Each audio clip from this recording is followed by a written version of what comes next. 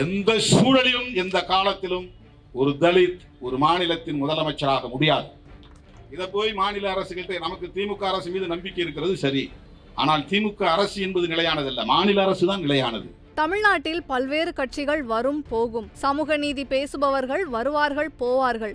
ஆனால் எந்த காலத்திலும் ஒரு தலித்தை முதலமைச்சராக்க முடியாது என விசிக தலைவர் தொல் திருமாவளவன் தெரிவித்துள்ளார். சென்னையில் விசிக சார்பில் நடைபெற்ற கண்டன ஆர்ப்பாட்டத்தில் பேசிய அவர் இவ்வாறு தெரிவித்துள்ளார். இந்த சாதிகளை எல்லாம் அரசமைப்பு சட்டத்திலே ஒரு பின்னிணைப்பாக இந்த பட்டியல் முழுக்க இணைத்தவர் புரட்சியாளர் அம்பேத்கர்.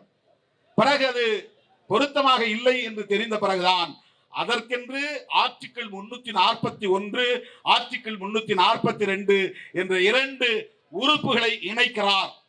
341 பட்டியல் சமூகத்தை பற்றியது, 342 பழங்குடியின மக்களை பற்றியது.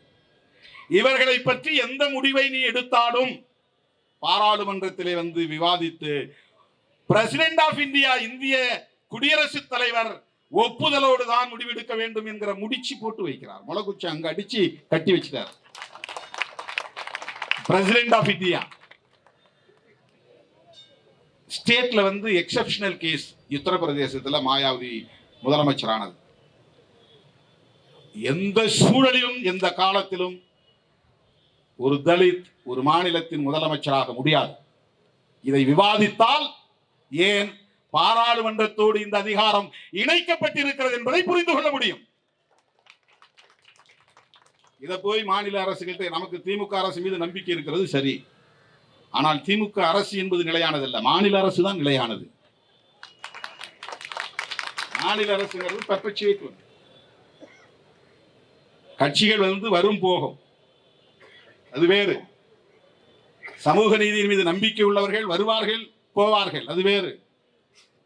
மாநில அரசு எந்த சூழலிலும் ஒரு தலித்தை முதலமைச்சராக ஏற்றுக்கொள்ளுகிற நிலை இங்கே இல்லை, வர முடியாது. இந்தியாவிலேயே அதிகமான மக்கள் தொகை கொண்ட பட்டியல் சமூகம் பஞ்சாபில் தான் இருக்கிறது. மொத்த மக்கள் தொகை 32%. எஸ்சி எஸ்டி மட்டும்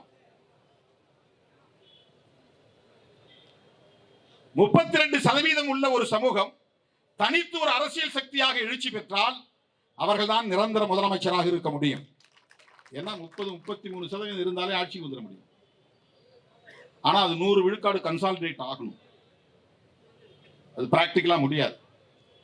ஆனாலும் முன்கூட்டியே 1975 அந்த சமூகத்தை இரண்டாக கேட்டகரைசேஷன் என்கிற பெயரால் உடைத்து விட்டார்கள். சீக்கிய எஸ்சி, மஜிபி 6, சீக்கிய மதத்தில் இருக்கிற ஷெட்யூல் காஸ்ட், வால்மீகி அப்படின்னு ஒரு ஷெட்யூல் காஸ்ட் இருக்கிறாங்க. வால்மீகிங்கிற பேர்ல ஒரு ஷெட்யூல் காஸ்ட் இருக்கிறாங்க. இந்த 2 சாதிக்கும் 12.5% இடஒதுக்கீடு. அங்க மொத்த மக்கள் தொகை 31.9%. இடஒதுக்கீடு என்பது வெறும் 25%. ப்ரொபோர்ஷனேட்டா இல்ல. ப்ரொபோர்ஷனேட்டான்னா மக்கள் தொகை அடிப்படையில் இடஒதுக்கீடு இருக்கணும். 32%னா 32% இடஒதுக்கீடு இருக்கணும். அதுதான் கான்ஸ்டிடியூஷன் சொல்கிறது. ஆனா அப்படி கிடையாது.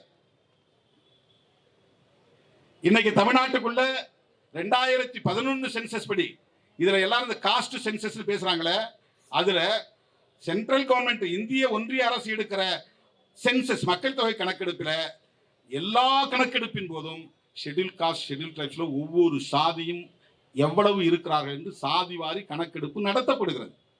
ஓபிசிக்கு தான் காஸ்ட் வைஸ் சென்சஸ் கிடையாது. எஃப்சிக்கு காஸ்ட் வைஸ் சென்சஸ் கிடையாது. ஃபார்வர்ட் கம்யூனிட்டிஸ், பேக்வர்ட் கிளாஸஸ், இவர்களுக்கு சாதி வாரியாக ஒவ்வொரு சாதியும் எவ்வளவு பேர் இருக்கிறார்கள் என்பது தெரியாது. ஏன் 10.5% போய் நிறுத்தி வச்சாங்கன்னா, எந்த டேட்டா அடிப்படையில் நீ 10.5 கொடுத்த அப்படின்னு ஒரு கேள்வி எழுந்துச்சு. டேட்டா இல்ல. செய்திகளை உள்ளது உள்ளபடி தெரிந்து கொள்ள ரெஃப்ளெக்ட் நியூஸை சப்ஸ்கிரைப் பண்ணுங்க.